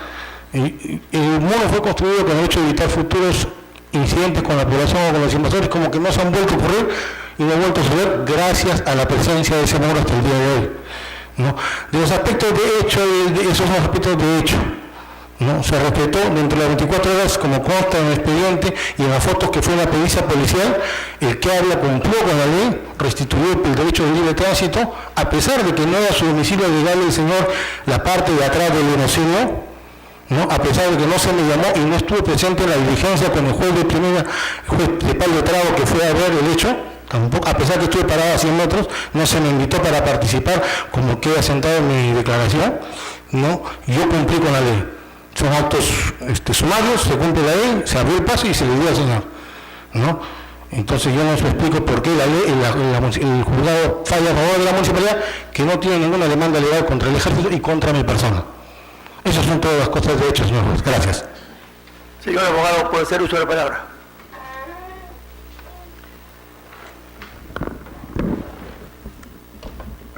Señor presidente, dignos magistrados, esta acción constitucional de amparo se interpone ante tan inexcusable violación de fundamental garantía de la administración de justicia como es la observancia del debido proceso y la tutela jurisdiccional efectiva, violentado en primera instancia por el señor juez especializado en lo penal y en segunda instancia por los señores vocales de la segunda sala mixta de la provincia de Chanchamayo La Merced, todo en el proceso de habeas corpus incoado por Rolando Salvatierra Paredes contra el coronel del ejército peruano Jorge Luis Reyes Gutiérrez. En esta acción de habeas corpus, el presunto agraviado insta al órgano jurisdiccional se le restituya una servidumbre de paso que por la parte posterior de su domicilio le permite el ingreso y salida. Señor presidente, siendo la finalidad de la acción constitucional la de respetar la primacía de la Constitución y la vigencia de las garantías constitucionales, la acción de habeas corpus debió ser declarado improcedente en cabal aplicación de lo previsto en el numeral 2 del artículo 5, que dice: las acciones constitucionales no proceden cuando existen vías procedimentales específicas igualmente satisfactorias para la protección del derecho constitucional amenazado o vulnerado. Dentro del contexto de esta norma, a la luz de la dogmática jurídica, se establece que la vía idónea para que se le restituya la servidumbre de paso era la vía civil y no la constitucional. Quiero decir que en un sumarísimo proceso de interdicto de recobrar se debía que reclamó el agraviado, pero no en la vía constitucional. Sin embargo, el señor juez, máxima si se tiene en consideración de los magistrados, que el derecho al libre tránsito que consagra la Constitución está referido al derecho de ingresar o salir del territorio nacional, y cuando una autoridad o funcionario del público priva o amenaza ese derecho. Pero este no es el caso. Pero aún así, el señor juez de la causa amparó esta demanda de habeas corpus. Y en desborde de atribuciones, sentenció a favor de la Municipalidad Distrital de Pichanaki sin que haya una demanda alguna que haya formulado la Municipalidad Distrital de Pichanaki, llegándose al extremo de arrogarse facultad, dice, de pedir que sea expulsado, sea cesado el cargo el coronel. Dieron magistrados, ante tan antijurídica decisión del señor juez de primera instancia, esta parte apeló.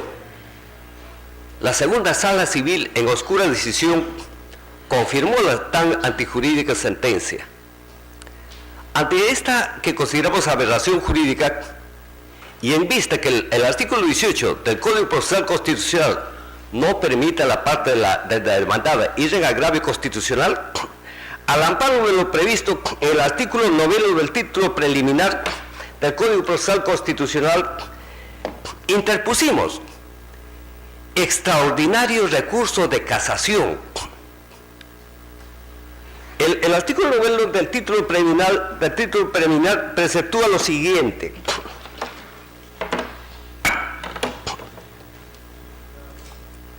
en caso de vacío o defecto de la presente ley, serán de aplicación supletoria los códigos procesales afines a la materia discutida, siempre que no contradigan los fines de los procesos constitucionales. Esta norma faculta aplicar el Código Procesal Civil e ir en vía de casación porque es la más idónea. Interpusimos extraordinario recurso de casación. La segunda sala declaró improcedente, aduciendo que no está previsto este tipo de recurso en el artículo 18. Entonces, este hecho violentó nuestro derecho de la pluralidad de instancias que consagra la Constitución. Interpusimos recurso de queja para que no se nos deniegue este derecho. La segunda sala declaró improcedente el recurso de queja, forzando así de que tan irregular decisión adquiera la calidad de cosa juzgada. Entonces, ante tanta arbitrariedad, al amparo de lo previsto en el artículo 4 del Código Procesal Constitucional, siguiente, dice: el amparo procede respecto de resoluciones judiciales firmes dictadas con manifiesto agravio a la tutela jurisdiccional efectiva. Es por este motivo que hemos interpuesto esta acción de amparo, con la finalidad de que, reponiendo la causa, o sea, la acción de habeas corpus, al estado en que se cometió el vicio, estas salas se dignen disponer que se nos concedan el recurso de queja y se eleve a esta digna sala el expediente de habeas corpus, con la finalidad de que se revise ahí todo lo actuado. Y consideramos ineludible se revise porque en este proceso se avasalló la justicia constitucional, se avasalló la justicia, la razón y el derecho. Y es por eso que pedimos que... Señor abogado, el magistrado Gerardo Eto quiere proponer unas preguntas. Gracias, presidente. ¿Este amparo está dirigido contra otro proceso constitucional? Sí, habeas corpus. Ahí, en ese proceso, se avasalló la justicia constitucional, se avasalló la razón, el derecho, porque no puede reponerse en la vía constitucional una servidumbre de paso, y lo prohíbe el artículo, pues, el numeral 2 del artículo 5 del Código Procesal Constitucional, porque es fácil pedir una vía sumarísima de interdicto de recobrar, y se le repone una servidumbre de paso. Y el derecho al libre tránsito que consagra la Constitución está referido al libre derecho de ingreso y salida, digamos, de un ciudadano del territorio nacional. Cuando un funcionario o una autoridad prohíbe o inminente, digamos, se propone prohibirlo. Pero esto no es el caso, digamos, de Rolando Salvatierra, y no es la vía constitucional, sino la vía civil, la idónea, digamos, para reponerle el agravio que acusaba, digamos, el demandante de habeas corpus. A ver, permítaseme aquí hacer una pequeña reflexión, que es lo que siempre nos ha preocupado. Formalmente el Código Procesal Constitucional ha proscrito el amparo contra habeas corpus, en concreto no prospera un proceso constitucional contra otro proceso constitucional, así lo establece el artículo 5,8, si mal no recuerdo. Sin embargo, antes de este código y posterior a este código, el propio Tribunal Constitucional estableció la tesis de que el amparo contra amparo sí era viable en la medida en que eso tendría asidero tanto en la Constitución como en el artículo 4, cuando se establece que el amparo prospera contra todo tipo de resolución judicial, que está establecido ahora en el artículo 4. Por lo tanto, el amparo contra amparo o el amparo contra habeas corpus sí sería factible en la medida en que este proceso primigenio, que se pretende enervar con otro proceso, es una resolución judicial. Hasta ahí parecería bien la situación. Sin embargo, se puede apreciar de que el amparo contra amparo ya es algo normal dentro de la excepcionalidad. Pero en los últimos tiempos se viene planteando amparo contra habeas corpus, amparo contra habeas data y hace poco amparo contra acción popular. La preocupación es la siguiente: cuando se plantea un amparo justamente contra un habeas corpus, allí este primigenio proceso constitucional que posiblemente se habría afectado la tutela procesal o el debido proceso, porque a criterio de ustedes tendría una vía paralela que es el interdicto de recobrar. Si es que de todas maneras ese proceso de habeas corpus afirmó una manifestación pletórica de la libertad individual y que a la postre quiere ser enervado por un proceso constitucional de amparo, ahí la situación resulta ser un poco más restrictiva antes que el amparo contra amparo. Me explico. El amparo contra amparo sí es factible y eventualmente el tribunal ha delineado a partir de la 4853 ciertas reglas, pero no lo tiene muy claro cuando se trata del amparo contra habeas corpus. Sí hay casos, pero eso tendría que ser demasiado grosero, el habeas corpus que pretende ser enervado por este amparo. ¿Por qué? Porque entre un derecho constitucional y una manifestación de la libertad individual prima esta manifestación de la libertad individual, ¿no? Con todo es un tema para ustedes es un caso puntual que está aquí el justiciable, pero para nosotros nos genera una preocupación de laboratorio que lo vamos a tener en cuenta. Muchas gracias, presidente. Señor magistrado, suplico me permita una aclaración nada más. No se trata de un amparo contra un amparo, sino un amparo contra un habeas corpus donde groseramente se violentan la razón, la ley, la justicia y el derecho. Y el artículo 4 nos permite, digamos, permítame leer eso, magistrado, dice, el amparo procede respecto de resoluciones judiciales firmes, dictadas con manifiesto agravio de la tutela procesal efectiva. Acá, al negarnos el extraordinario recurso de casación, al negarnos el recurso de queja, han forzado que decisiones irregulares adquieran la calidad de cosa juzgada, que es totalmente improcedente, dignísimos magistrados. Gracias por la atención. Señor abogado, por mi parte también quiero hacerle alguna precisión.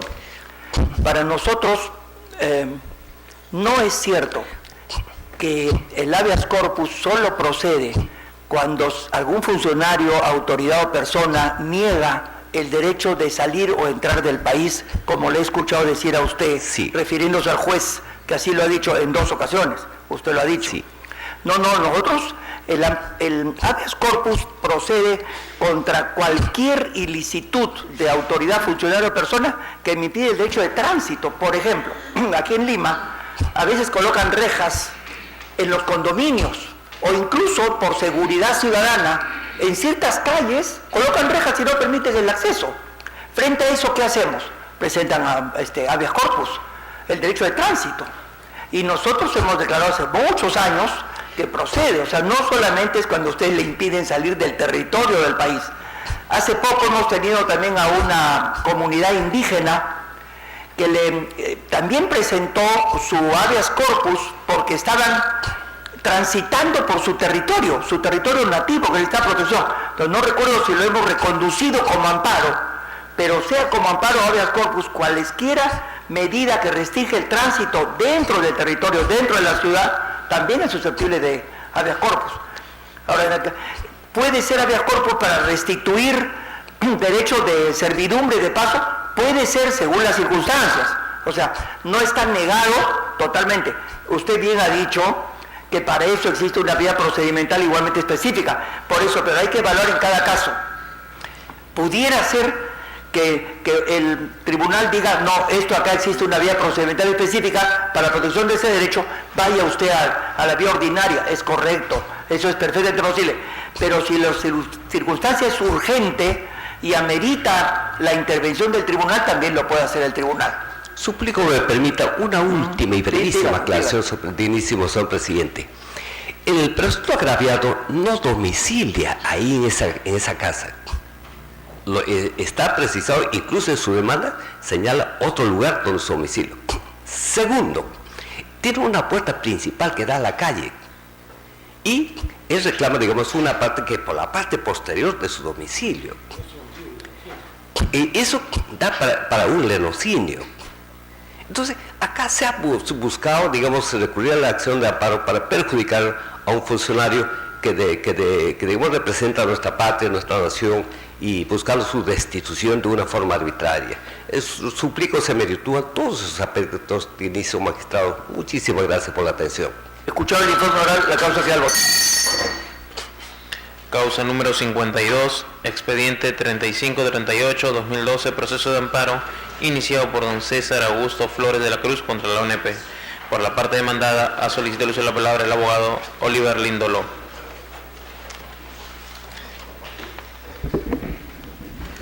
Señor abogado, tiene el uso de la palabra para su informe oral. Buenos días, señor presidente, señores magistrados. El día de hoy vengo a informar la causa 3538-2012, interpuesta por el señor César Augusto Flores de la Cruz. Seré muy breve. En este proceso, el demandante pretende el reconocimiento de años de aportaciones al Sistema Nacional de Pensiones, el otorgamiento de la respectiva pensión, el pago de los devengados, los intereses y los costos del proceso. Para acreditar esta pretensión o estas pretensiones, el demandante presenta como medios probatorios 2 certificados de trabajo y una declaración jurada de parte. Un certificado de trabajo supuestamente expedido por la empresa Perla Argentina S.A. y el certificado del trabajo de la Asociación Nacional de Transporte Terrestre de Carga. Al momento de contestar la demanda, solicitamos que la misma sea declarada improcedente por cuanto dichos medios probatorios no se ajustan al precedente vinculante establecido en el caso Tarazona 4762-2007. Asimismo, solicitamos que oficien a estos empleadores para que ellos confirmen la versión del demandante. En primera instancia, efectivamente se resolvió a nuestro favor, se declaró improcedente porque la sola presentación de un certificado de trabajo no acredita aportaciones al Sistema Nacional de Pensiones. El demandante apela y en el trámite del recurso de apelación se apersona el representante legal de la empresa Perla Argentina S.A., manifestando que no conocía al señor y que este señor jamás había trabajado para su empresa. Es más, incluso hace una rectificación del nombre de la empresa.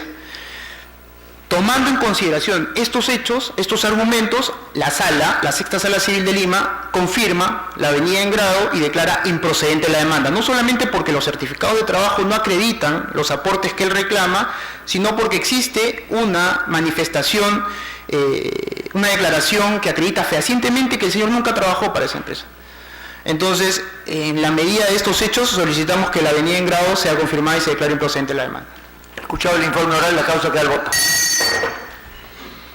Causa número 53, expediente 3540-2012, proceso de habeas corpus, iniciado por doña Nelly Esther Núñez Torres, contra los jueces de la Sala Mixta Descentralizada de Tarma de la Corte Superior de Justicia Junín. Por la parte demandante, ha solicitado la palabra el abogado Luis Eduardo Esteban Durán. Señor abogado, tiene el uso de la palabra para su informe oral. Muchas gracias, señores magistrados. Mi patrocinada, la señora Nelly Núñez Torres, ha demandado a los 3 jueces superiores de la Sala Mixta Descentralizada de Tarma por haberse emitido la sentencia de vista 14 del 2012, pues en sus fundamentos resolutivos números 2 y 3 se ha vulnerado la Constitución. Ahora, es necesario, para que podamos hacernos una idea, ¿qué cosa dicen esos fundamentos 2 y 3? El proceso es con respecto a una denuncia que mi patrocinada fue instruida en el delito de usurpación agravada. Fue condenada en primera instancia y en segunda instancia salió la resolución siguiente que está siendo cuestionada a la fecha. Ítem 2. Declararon insubsistente el dictamen fiscal de fojas tal a tal, solo en el extremo que acusa a mi patrocinada. Concedieron un plazo ampliatorio de 30 días para la regularización del proceso. Ítem 3. Dispusieron que previamente a la ampliación del término de investigación de la instrucción se remitan los autos al Ministerio Público para que cumpla con precisar la modalidad delictiva. Ítem 1, al final lo digo, declararon nula la sentencia. El punto es el siguiente, señores magistrados. Mediante el ítem 1, mi patrocinada es beneficiada con la sentencia de vista en donde se declara nula, tal como dicen los fundamentos de la sentencia, por haberse llevado un proceso irregular con desventajas procesales y por haberse realizado una acusación, si se podría decir en los términos siguientes, irregular e ilícita. Ahora, en el ítem 2 e ítem 3 la sala mixta de Tarma amplíe el plazo de investigación y solicita se reconduzca, en este caso, la acusación fiscal. Para nosotros, para mi patrocinada, el ítem 2 y el ítem 3 está vulnerando 3 derechos constitucionales. El primero es a la independencia y a la imparcialidad, que el artículo 139, inciso 2, manda a la Constitución a todos los magistrados a actuar en forma imparcial, puesto que en el numeral 8 y el numeral 9 de los considerandos de la sentencia de vista, qué sorpresa que la sala mixta descentralizada de Tarma le indica en forma expresa y clara cuáles son los aspectos y puntos en los que se ha equivocado el juez de primera instancia y prácticamente le dice tienes que actuar así. También le dice al señor fiscal tienes que adecuar el verbo rector para que pueda hacer una buena acusación y le describe a detalle todos los errores y las omisiones incurridas por el órgano jurisdiccional y por el Ministerio Público. De tal manera que con esa actitud tan notoria, prácticamente la sala mixta descentralizada de Tarma le está encomendando al juez de primera instancia y al Ministerio Público que arreglen y reconduzcan una acusación y una futura sentencia condenatoria en contra de mi patrocinada. Definitivamente, este ítem 2 y 3, desde la perspectiva o plano dimensional de vulneración de la garantía de imparcialidad, para nosotros está bien claro. Ahora, el otro derecho constitucional vulnerado corresponde al plazo razonable. El decreto legislativo 124 prevé que para este tipo de procesos sumarios solamente existen 60 días de plazo ordinario de instrucción y 30 días de plazo extraordinario. En el presente proceso se ha cumplido con esos 90 días. Ahora, el proceso ha empezado en el año 2009 y ha acabado en noviembre del año 2011. 2 años y medio de juicio, de una instrucción por un proceso sumario por usurpación agravada en contra de mi patrocinada. Ese plazo razonable, de acuerdo a la Constitución y de acuerdo al decreto legislativo, ya se venció. No existe un plazo extraordinario del extraordinario. De tal manera que al decir la digna sala descentralizada de Tarma, amplíese un periodo por 30 días más, completamente para nosotros es un perjuicio psicológico y es un perjuicio económico, puesto que mi patrocinada no tuvo la culpa de los errores judiciales, no tuvo la culpa de una mala acusación. Ella asistió a todas las diligencias, señores magistrados, y no puede ser sometida nuevamente a un juicio para que pueda condenársele como inicialmente les he mencionado. El tercer punto y final es con respecto a la vulneración del procedimiento debidamente establecido, previsto en el artículo 139, inciso 3. A nadie se le puede cambiar, en este caso, de la forma preestablecida de un procedimiento. A mi patrocinada, claramente, si el decreto legislativo dice que son 60 días de plazo ordinario y 30 días de plazo extraordinario para procesarla, y a eso se suma que ha sido procesada durante 2 años y medio, donde se ha excedido en demasía el procedimiento el proceso de la instrucción, del proceso sumario, definitivamente se le está cambiando un procedimiento preestablecido. Señores jueces, ante dichos hechos, el primer juzgado penal de la provincia de Tarma y la sala mixta descentralizada de la Merced, ellos han llegado a una conclusión unívoca. Para ellos no existe vulneración de derechos constitucionales. Por el contrario, argumentan dentro de los considerados de sus resoluciones que han declarado improcedente de plano, bueno, en este caso nuestra demanda, de que estoy tratando como una defensa técnica de desprestigiar la labor del órgano jurisdiccional. No, señores magistrados, lo único que queremos es que se respeten los principios constitucionales del juez imparcial, que se respete el principio de debido proceso en su arista correspondiente a plazo razonable y también con respecto a no desviar, en este caso, el plazo determinado. Escuchado el informe oral, la causa queda al voto. Causa número 57, expediente 3553-2012, proceso de amparo iniciado por don Pablo Guamán Lugo contra la ONP. Por la parte demandada, ha solicitado el uso de la palabra el abogado Carlos de Negri Esparro. Señor abogado, tiene el uso de la palabra para su informe oral. Señor presidente, señores magistrados, en el presente proceso, el pensionista Pablo Guamán Lugo interpone acción de amparo contra la ONP, alegando que han violado sus derechos constitucionales al haberse denegado su pensión de jubilación bajo el régimen general, ¿no? Alega haber efectuado aportaciones por más de 21 años. Sin embargo, adjunta simplemente certificados de trabajo, inscripción del Seguro Social, documentación que no fue considerada idónea por el juzgado de primera instancia, y en cumplimiento del precedente vinculante de Tarazona 4762, le dio un último plazo de 15 días para que cumpla con adjuntar documentación anexa que le permita acreditar las aportaciones que aduce. El pensionista adjuntó la misma documentación que acompañó su escrito de demanda. Por tales consideraciones, la sentencia de segunda instancia declara improcedente de la demanda, confirmando la sentencia de primera instancia. Por tales consideraciones solicitamos que se sirva a confirmar la sentencia de segunda instancia y que declare improcedente la demanda. Gracias. Escucha el informe de la causa que da el voto. Causa número 74, expediente 3603-2012, proceso de amparo, iniciado por don Silvestre Fabián de la Cruz Cerda contra la ONP. Por la parte demandada, ha solicitado informar la señorita abogada Karim del Águila Peña. Señor presidente, debo precisarle que la mencionada abogada 74.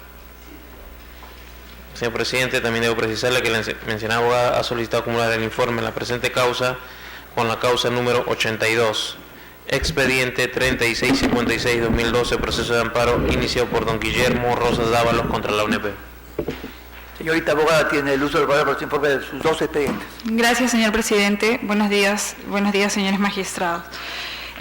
Para ser breves, en ambos casos lo que se solicita es el reconocimiento de aportes.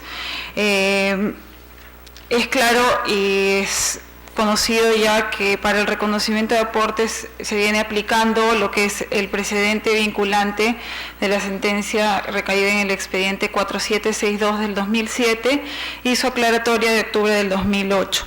En ambos casos, tanto en primera como en segunda instancia, se ha advertido que efectivamente los documentos presentados no han sido los documentos idóneos. Por una parte, en cuanto al caso del señor de la Cruz Cerda, solicita reconocimiento de aportes y el otorgamiento de una pensión de jubilación dentro del régimen de los trabajadores de construcción civil. Sin embargo, a nivel administrativo solamente se le reconoció 6 años de aportes efectivos al Sistema Nacional de Pensiones. Sin embargo, viene requiriendo que se le acrediten más de 21 años, lo cual, como vuelvo a repetir, no existe dentro del procedimiento o del proceso judicial ningún documento que resulte idóneo a efectos de acreditar estos aportes. Y en el segundo caso, respecto al señor Rosas Dávalos Guillermo, pide el reconocimiento de aportes y el otorgamiento de una pensión de jubilación dentro del régimen general. Sin embargo, se advierte dentro del proceso y del procedimiento administrativo que este señor no tenía una relación de dependencia con su centro de labores, sino más bien que este era socio de la empresa supuestamente donde laboraba y que por ende correspondía que efectuara los aportes de manera directa y no como una manera de dependencia. Y dentro del proceso no ha presentado ningún medio de prueba que acredite que este señor efectuaba dichas aportaciones. Por tales consideraciones, en ambos casos solicitamos a la honorable sala se declare infundada la demanda en todos sus extremos. Gracias. Escuchado el informe oral, las causas que dan el voto. Causa número 80, expediente 3638-2012, proceso de amparo, iniciado por don Sebastián Carhuamaca Hurtado contra RIMAC Internacional, Compañía de Seguros y Reaseguro Sociedad Anónima. Por la parte demandada, ha solicitado el uso de la palabra el abogado Arturo Manuel Salvador Edwards. Señor abogado, tiene el uso de la palabra para su informe oral. Buenos días, muchas gracias, señores magistrados. En el presente caso, el demandante Sebastián Carhuamaca Hurtado interpone demanda de amparo solicitando el otorgamiento de pensión por enfermedad profesional. En este caso yo vengo representando a la empresa RIMAC Seguros. Nosotros presentamos contestación indicando de que, el demandante presenta como medio probatorio para solicitar la pensión un certificado, el informe de evaluación médica del 26 de enero del 2011 expedido por el Hospital de Salud de Huánuco.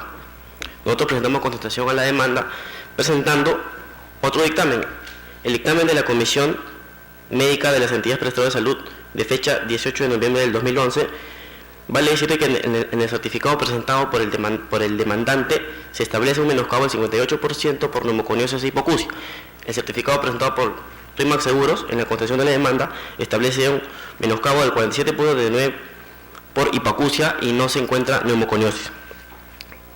El juzgado, vale decir la primera instancia, increíblemente declara fundada la demanda de amparo y dispone que se otorgue la pensión por enfermedad profesional, indicando básicamente que ambos certificados son complementarios. Vale decir por la fecha, que el certificado presentado por nosotros, al establecer un menoscabo del 47%, es complementario con el segundo certificado que presenta la parte demandante en su demanda. Nosotros interponemos recurso de apelación indicando de que dicha sentencia contraviene lo dispuesto en los presentes vinculantes establecidos por el Tribunal Constitucional, el cual establece que ante contradicción de dictámenes la demanda debe ser inclinada improcedente porque el proceso de amparo no tiene etapa probatoria. Adicionalmente a ese argumento, nosotros presentamos una carta, la carta número 697, expedida por Esalud, en la cual se determina de que el Hospital de Salud de Huánuco no es una entidad competente para expedir los certificados por enfermedad profesional. Ese argumento es recogido en la sentencia de segunda instancia expedida por la Segunda Sala Civil, la cual declara improcedente dicha demanda, tomando solo en consideración el certificado presentado por nosotros, vale decir por RIMAX Seguros, el cual fue expedido por la Comisión de Entidades Prestadoras de Salud. Sin perjuicio de ello, quiero sostener de que en el supuesto negado de que el certificado presentado por el demandante, vale decir, el expedido por el Hospital de Huánuco de Salud, sea válido, de todas formas se presenta la contradicción de dictámenes. En todo caso, la demanda debería ser declarada improcedente. Por las consideraciones expuestas, solicitamos se confirme la resolución de la segunda sala. Muchas gracias. He escuchado el informe oral, la causa queda al voto. Señor magistrado, en las restantes causas programadas para el día de hoy, las partes no se han presentado a informar. Las causas quedan al voto. Se levanta la audiencia pública de la fecha.